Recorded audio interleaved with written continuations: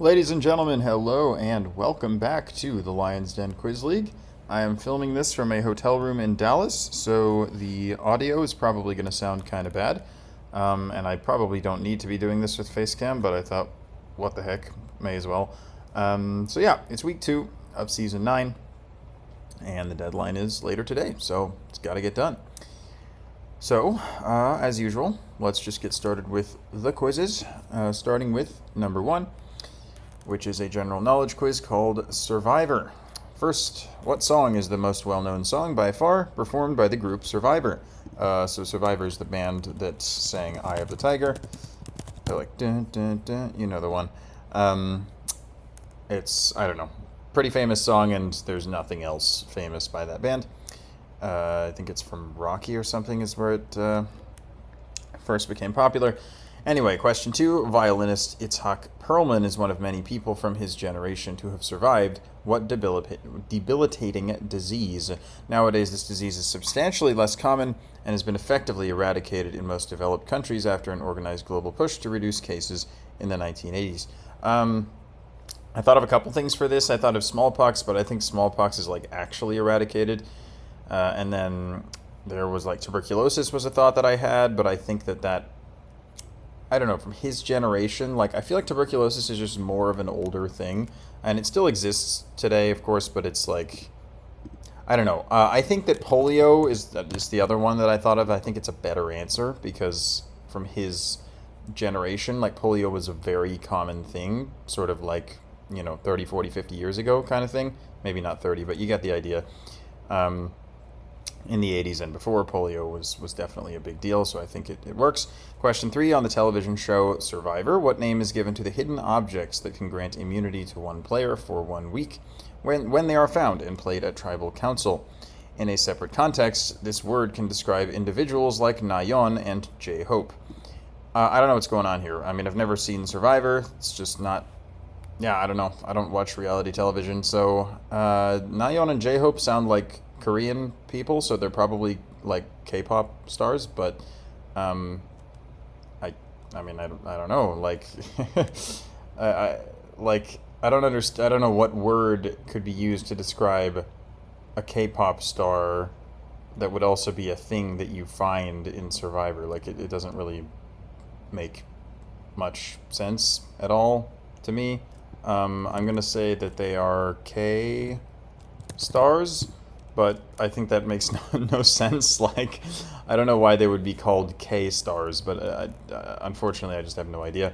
Question 4. The 1986 Nobel Peace Prize was won by which author and Holocaust survivor? His book Night details the experience of him and his family in Auschwitz and Buchenwald.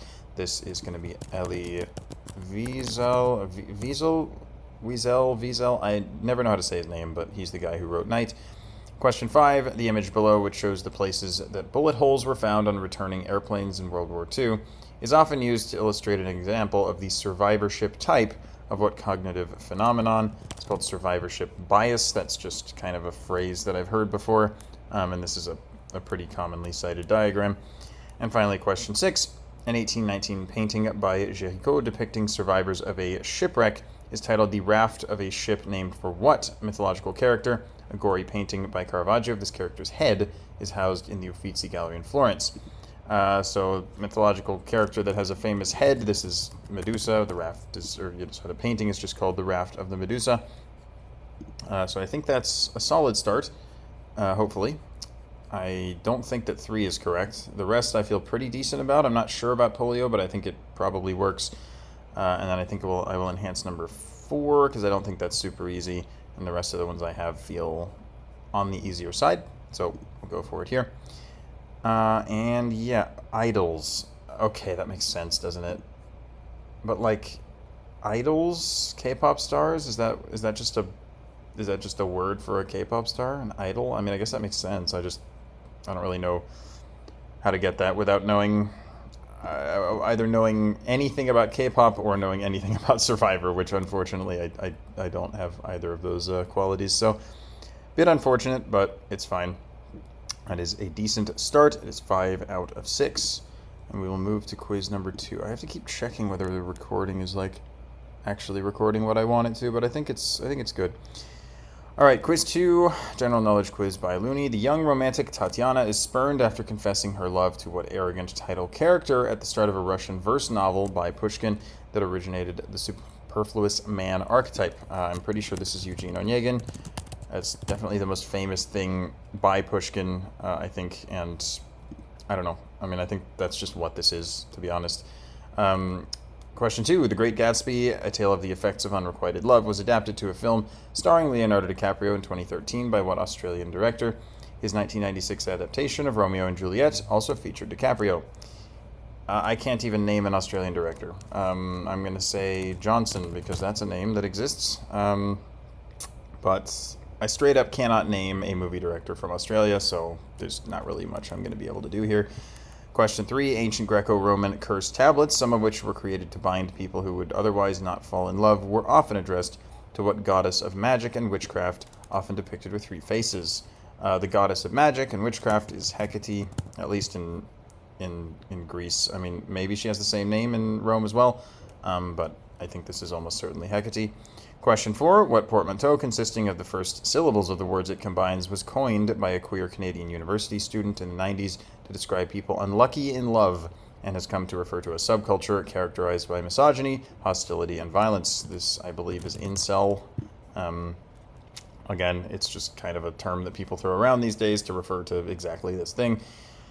Question 5. In what Murakami novel does Toru Watanabe reminisce on a lifetime of love and loss after hearing an orchestral cover of the titled Beatles track about a girl who once had me? This is going to be Norwegian Wood. This is definitely a famous Murakami novel. And yeah, it's famously inspired, at least the title is inspired by the, well, no, it's definitely, the story as well is inspired by the song. But yeah, that's one of Murakami's most famous. And finally, question 6. Scientists studying long-lasting romantic love have used fMRI scans to determine its neurological basis, such as the limbic system. The F in fMRI indicating a difference from a standard MRI in that it visualizes activity instead of static images stands for what word? I don't know. I'm going to say frictional, like if it's about activity, like movement, there could be friction as well. Maybe that's where the images come from. Not sure. I think it's a reasonable guess, but I don't know. And yeah, 2 is going to be wrong. I think 1 is probably what I enhanced. I feel like this surely has to be Eugene Onegin. I don't know what else it would be. And the rest, again, Hecate is a little easier, I think. Incel is definitely easier. Norwegian Wood. It's not that easy, but I feel like you can get it through the song lyrics as well. So, number 1 it is. And the captchas have returned. Even on the laptop, you cannot escape them. Okay, functional. I said frictional. That's kind of tough. Baz Luhrmann. I don't know who the hell that is, but sure. It's certainly a person, apparently. But Eugene Onegin was correct, and the rest were as well. So that is 4 out of 6, and a fairly decent performance on that one, I would say. Can't complain. Yeah, so let's go to quiz 3. In volleyball, players of which position are required to wear a jersey that is a different color from their teammates? The distinction is needed because players of this position obey different rules from the rest of their teammates, as in, for example, they cannot spike a ball if it is entirely above the net. I don't have the slightest idea. I mean, I can't name a single volleyball position. Volleyball is just not something I am interested in at all. So, kind of tough. I'm going to say center, which is just, I don't know, a generic word for a sports position. Question 2, 9-ball pool is a billiards game played with a cue ball and 9 balls the players aim to pot. 8-ball pool, also called blackball, is a game played with a cue ball and how many object balls? This is 15. You have the black 8-ball and the 7 solids and the 7 stripes. Question 3, in association football and American football, the penalties being signaled in these diagrams share what name? These are both, of course, offside. I think that's quite an easy question because, I don't know. I think all the European football fans are going to know the one on the left. And then Americans, I don't know. I feel like the penalty signal for offside in American football is less well-known than this one on the left, but still going to be gettable through that angle as well.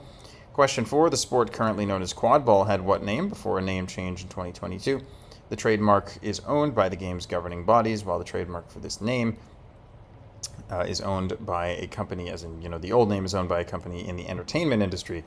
I'm not really sure, but I'm going to say Foursquare because, I don't know, quad ball just sounds like Foursquare, and I think there is a company called Foursquare, although I don't actually know what they do, but it wouldn't shock me at all if it is entertainment related. So I feel like that makes a lot of sense. And quad ball, it's like I don't really know what else I'm going to guess for that because it just sounds like Foursquare. Question 5, golf balls are made by a variety of different brands, but only one brand can hold the honor of being the most used brand by players on the PGA Tour. That distinction is held by what golf brand, whose Pro V1 and Pro V1X balls are used by the majority of Tour players? I'm pretty sure that this is Titleist. I feel like Titleist Pro V1, like, I feel like that rings a bell, and also, like, I don't know, when I think of golf balls, this is just kind of the first thing that comes to mind. I mean, there are obviously a few golf brands, but I think that this is Titleist. Again, I don't watch the PGA Tour, but it just, I don't know. I'm reasonably confident about this. Finally, question 6, what sport is being played in the image below? This is netball. So, interesting questions, what to enhance. So 1, I have no idea if that's correct. 2 is too easy. 3 is too easy. 4, maybe, but I just don't, I can't be confident that that's correct. Did I just type an extra letter somewhere? Okay, no, I want to make sure I didn't misspell anything. So I'm not positive that 4 is correct. I mean, I think it makes sense, but I feel more confident about 5. And again, 6 just feels a bit easy. I don't know. Like, do people know what netball is? I feel like most people would. I don't know. I'm going to go with 5. It may be a little bit of a risk because I'm not sure that it's Titleist, but I'm pretty confident because it just feels, I don't know. Like, I feel like I've heard of these particular balls, so I'm going for it. We'll see. It's not even the bike. Does that count? Does that count? I don't know. Okay, apparently that was somehow right. Libero? What the hell? That's the volleyball one? That is crazy. No chance of me ever getting that correct. 15, offside. Quidditch? How is it Quidditch? What? So it makes sense that that's copyrighted by the entertainment industry, right? But Quidditch? Like, how is that called quad ball? What is the quad? Like, why isn't it like broom ball or something? Like, quad? That's ridiculous. Also, how does, like, pro Quidditch even work? Because, like, I don't want to go on too much of a tangent here, but, like, Quidditch is the dumbest sport ever conceived by anyone ever. Like, it is actually so stupid. I have to imagine that, like, in real life, they made modifications to it that make it actually, like, reasonable, because in Harry Potter, like, the rules of Quidditch are, like, just so stupid that I don't feel like it would translate well at all into real life. Anyway, I don't know why it's called quad ball. I don't really get that. I feel like you kind of just have to know that, and if you don't, you're gonna say Foursquare because it sounded like Foursquare. Although, is Foursquare a professional sport? Probably not, but I don't know. It's a common enough game that it sounded reasonable. And anyway, Titleist and netball were correct. So again, that's 4 out of 6, and I will take that on the pop culture quiz. Of course, sports is better for me than most other pop culture, but anyway, 4 out of 6 is fine. Okay, quiz 4 is all about songs. Now, I'm not going to try, I don't even know if the desktop audio is set up. So I'm not going to play the songs here. I will leave a link, as usual, to a Google Drive folder where you can listen to these audio clips as you play along if you're interested in playing along with me. But I'm just going to go ahead and talk about the questions rather than playing the songs to you, because I'm going to get copyrighted if I do. Question number 1, these 2 songs, the first of which is by a Barbie alum, both start with what 3 letters? Now, I don't know what the first one was, but the second one is just ABC by the Jackson 5. Question number 2, this instrumental solo was performed at the Grammys by what singer who opens the album with her song Pink? I have no idea. I listened to this one. I just could not have less of a clue. I'm going to say Beyonce, because that is a singer who exists, but it could be a lot of people. Question 3, name the real-life person who titles both of these songs, the first of which is by Barbie alum Dua Lipa. So again, I don't know. The first one's Dua Lipa. The second one sounds like Eminem. My best guess here is like Houdini, because he says like abracadabra, and it's like, okay, if you're singing about like a magician, like by far the most famous magician ever is Houdini. So I feel like, I don't know. It's probably completely wrong, but he says abracadabra, and it's like, okay, like this is the only thing I have to go off of. Otherwise, there's no chance I'm getting this correct. So Houdini it is. Question 4, name the country that these singers are from. First two are just, well, I think they're all in Spanish, but the first two are just things I've never heard of, and the third one is just Shakira, who's from Colombia. So that was nice. Question 5, name this singer featured on the album whose rise in popularity was impacted by his appearance on the show Euphoria. Did I explain what this was about, by the way? Answer these questions about other songs of artists featured on Barbie the album. I'm not sure I explained that, but it was on the screen anyway.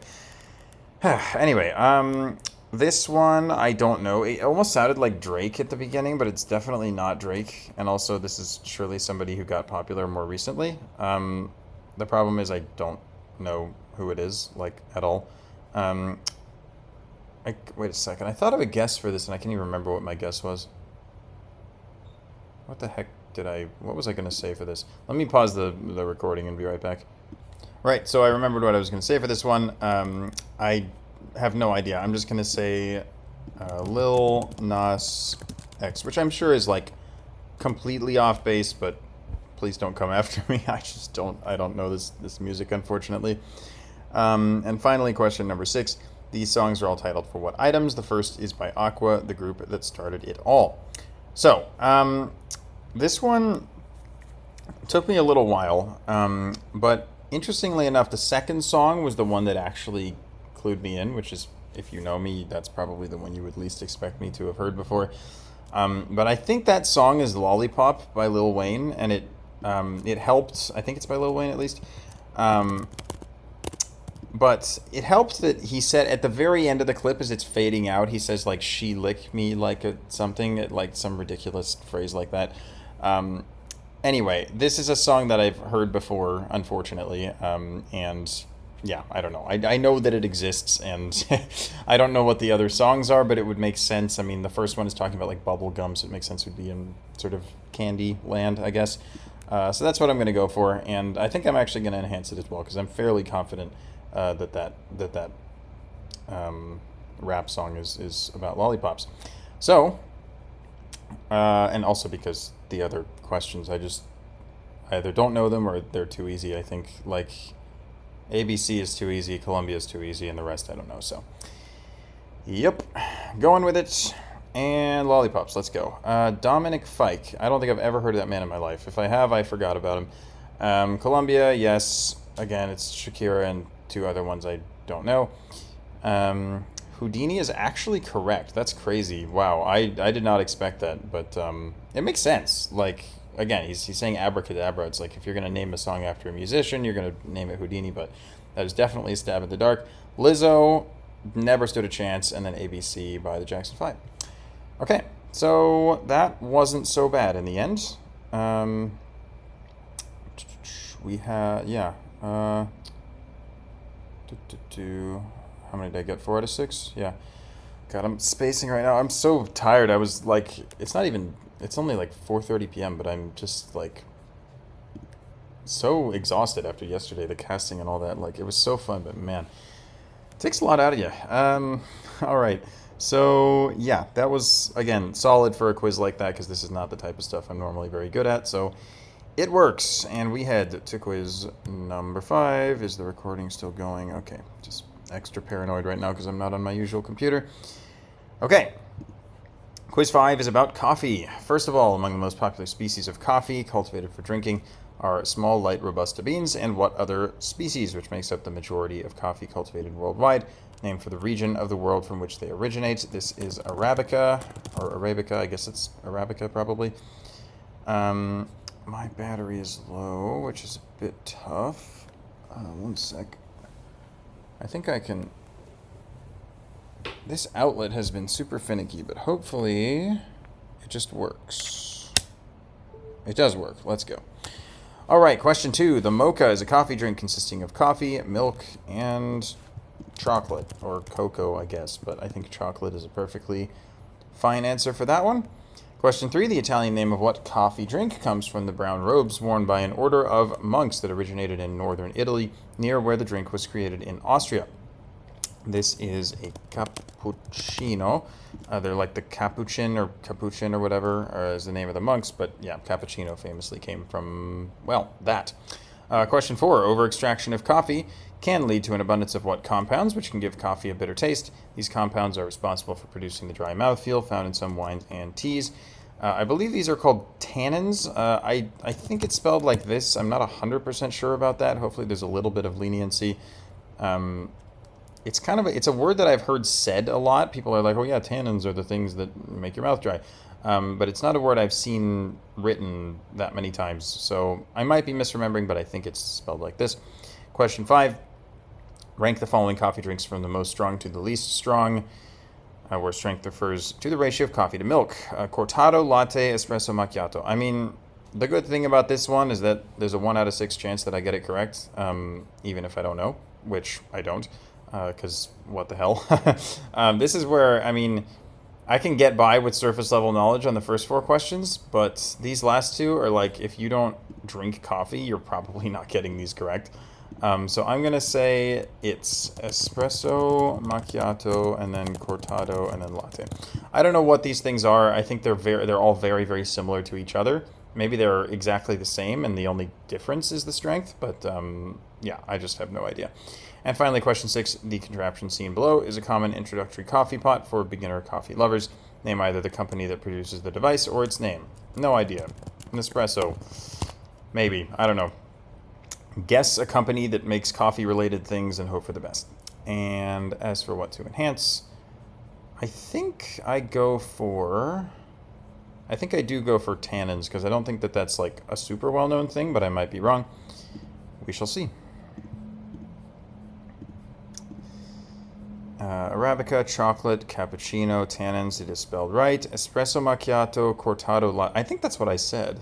Is that what I said? That's hilarious.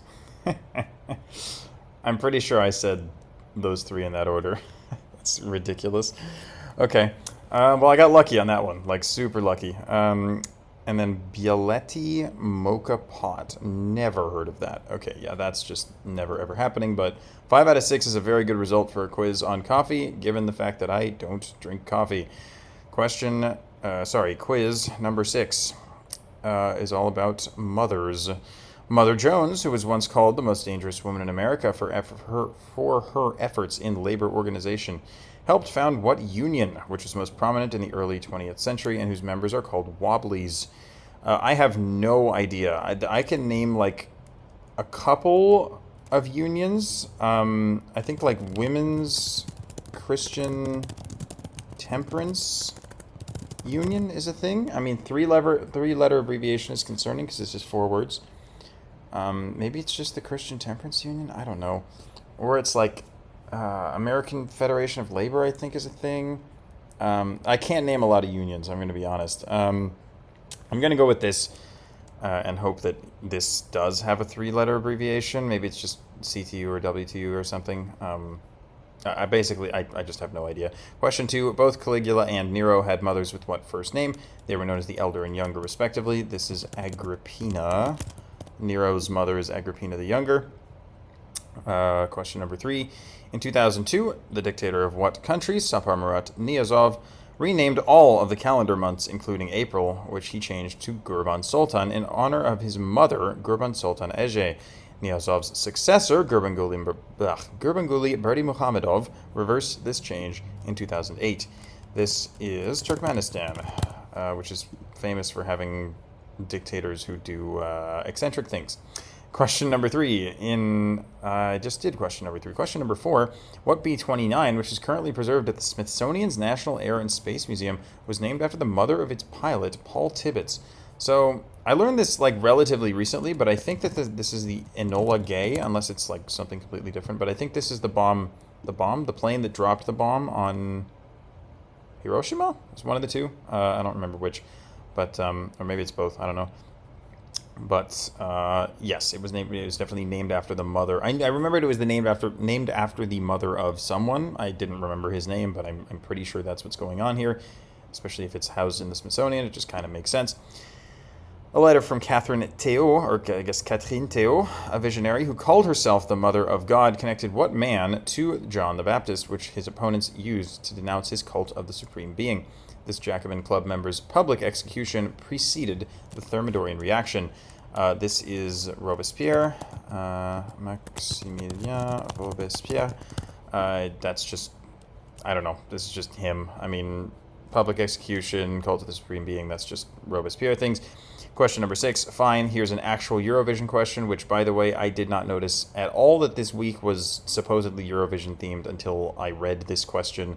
Apparently, I think it's probably the titles of the quizzes that are Eurovision themed, but, like, I would not have known that. Anyway, I really appreciate the fact that there's only one Eurovision question and not an entire Eurovision quiz, because that, well, at least for me, would not have been fun. The 2006 song La Voix was performed by Milena Ehrenmann, the mother of what figure?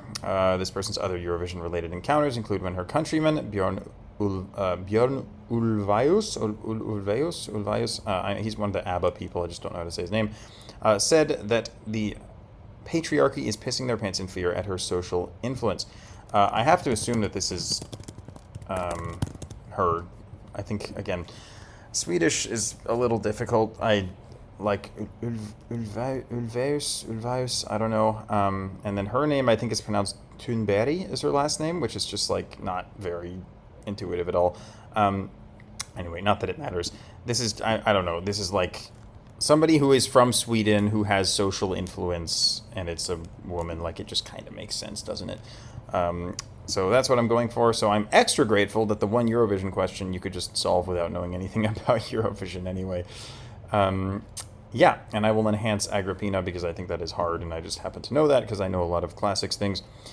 And yeah, make sure that everything is written in. Okay, let's go for it. It is International Workers of the World. No chance on that. I'm not sure I've heard of it. If I have, again, it's not something that I really registered the existence of. But everything else is correct. That is a nice 5 out of 6 on a fairly challenging quiz, I would say. So yeah, solid. Finally, quiz number 7. In May 2025, a Pennsylvanian child named KJ who was born with CPS1 deficiency was successfully treated with a form of gene editing therapy based on what technique with a 6-letter acronymic name? This should be CRISPR. This is just the famous gene editing technique. Question 2. The famously modestly living Jose Mujica passed away in May 2025. He was the ex-president of what country, whose current president, Yamandu Orsi, originally represented Canelones Department? Thank you for making the quiz solvable using only geography. This is Uruguay. This is just where Canelones Department is, which is definitely not common knowledge, but I appreciate the clue anyway.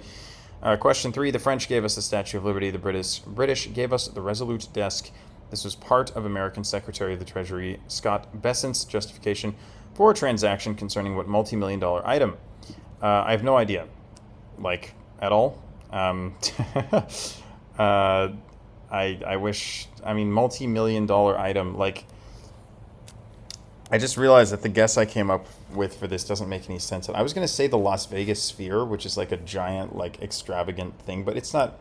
I think that thing, if anything, is multi-billion, not multi-million. So that's probably a stupid guess. But the unfortunate thing is I don't know what's going on here. Like, I don't know what an item is that would be gifted to the U.S. by a foreign country that would be controversial. Like, kind of can't really think of anything for this, if I'm being honest. At least not right now. So, God. Las Vegas Sphere is such a stupid guess, though. Like, I feel like that makes no sense at all. I mean, it's technically multi-million, but surely multi-million means like 5 or 10 million, not like 1,000 million, you know what I mean? Yeah. I don't know, dude. This is a terrible guess, but I'm not gonna get this right, so I'm just gonna say it and move on. Interest in what plush character sold by the Chinese retailer Pop Mart has recently skyrocketed, partly due to its popularity among celebrities like Rihanna, Dua Lipa, and Blackpink's Lisa, pictured below. Again, I don't know what the hell's going on here. Like this quiz, like I don't pay attention to the news. I don't pay attention to current events stuff. So like this is just completely lost on me, especially like pop culture news. Like forget about it. I have no clue what this is. Like no idea. I'm gonna say it's called. Um, I don't know. Martin. I just forget about it, dude. While many expected German Chancellor to be Friedrich Merz to immediately reach the majority vote required to be elected, God, I'm so tired right now. An unexpected number of dissenters in the Bundestag meant that in the end, how many ballots occurred before Merz was elected, including the final successful one. I remember hearing about this from my German friends when this happened, but I don't know how many. Like, my guess would have been two, because it's just like it failed and then it succeeded, is like kind of what I thought happened. But this kind of makes it sound like there's more than two. Like, how many ballots occurred before Merz was elected? Like, I don't know. I'm going to say three because I don't think it's like anything super high. Maybe it is. Maybe it's like 10. I don't know. But it doesn't. I guess the wording of the questions make me think it's not two. So I'm going to go with three because it feels reasonably low, but also reasonably high, if that makes any sense. And finally, question 6, a film released in April 2025 marks the fifth collaboration between Ryan Coogler and what lead actor who played both Smoke and Stack, two twins from the Mississippi Delta. Again, like, I just don't know. Like, the Mississippi Delta is definitely a primarily African American area, so I'll say, I don't know, Jamie Foxx or something. I mean, I have no real idea. It's just guess a person and hope you're right. But this quiz is just horrendous for me. Like, I just don't know what's going on in these questions. The first one I got because it's, I think, relatively easy, and the second one I got because I know geography, not because I know current events. So I'm going to go with two because it feels like the better enhance of the two questions that I'm confident about. But yeah, it's a rough one. We shall see. CRISPR Uruguay, an airplane. Oh, the Qatar thing. Oh, the Donald Trump Air Force One thing. Okay, that makes sense, actually. I wouldn't have gotten it because, like, I just don't. I don't know. It's just that, like, I try so hard to tune that stuff out because, like, all of the news and all of politics and all of that is just incredibly depressing, and I just don't need it in my life. Like, I've got enough to worry about. But it makes sense. I mean, that's definitely gettable. Labubu? But what the hell is Labubu, bro? Is this like easy? Like, is this like something that everybody knows, everybody my age knows except me? Like, what in the world? Two is actually correct, which is really annoying because it genuinely sound like the wording made it sound like it happened like a lot of times. Like, I don't know. I thought three was kind of the low end of what it could be, but no, it was just two. Apparently, it failed and then it succeeded. It was more straightforward than I expected. And then finally, Michael B. Jordan. Again, I've heard of Sinners, I think, but I don't know anything about it. So, yeah, kind of tough, man. I mean, that was a really rough quiz. I mean, 2 out of 6 is definitely on the low end of scores that I tend to get. So that was just a rough one. But again, it's a current events quiz. I'm never going to do well on those, so unlucky. So yeah, that is the week. The deadline's not for a long time, so I am going to have to just end the recording and record a follow up later, letting you know how it went. Because yeah, the leaderboard's not going to update right now. But yeah, that's going to do it for me for now. Thank you all for watching. As always, sorry if it was kind of scuffed with the mic and all that, but hopefully it was okay. So yeah, thanks, and I'll see you very soon for the recap. Alrighty, quick recap of week 2. I am back in a normal place with normal audio. I finished in 12th place, which was, not amazing, particularly it was quiz number 7 that kind of did me in there, but oh well, current events will do that. But yeah, it was still a perfectly decent week. There are no overall standings, but I think I'm, after finishing 10th in week 1 and 12th in week 2, I'm probably, I don't know, somewhere around 7th or 8th overall, I would guess. And yeah, that just about does it, really. So yeah, sorry if the quality of this video was a bit lame. I didn't have to upload it at all, but I figured I should try and do it if I could. So hopefully it was still reasonably enjoyable to watch. And yeah, that's going to be it for me. So thank you for watching, and I'll see you again soon for week 3. Bye.